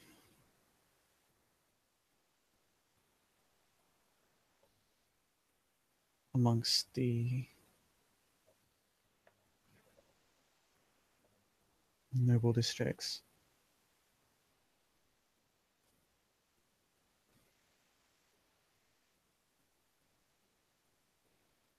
I tend to pass through often.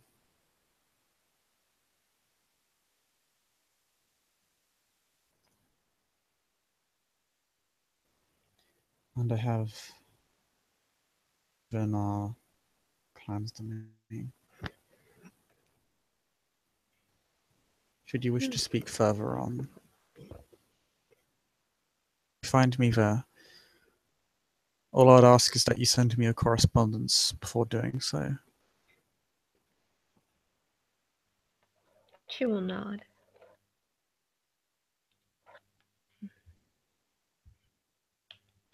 Well, I hope next time we meet it will be under more pleasant circumstances.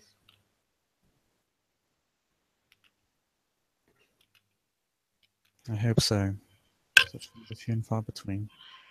Have a pleasant evening. Have a pleasant evening. You will rise, you'll bow. She'll dip her head. And he will begin to leave, just as the conclave begins to come to a close.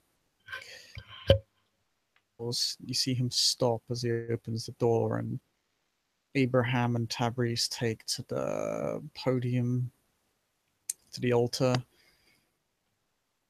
to state the closure of this conclave and to thank all for coming. But when you look back, he has left. In this scene. Thank you, player, for playing.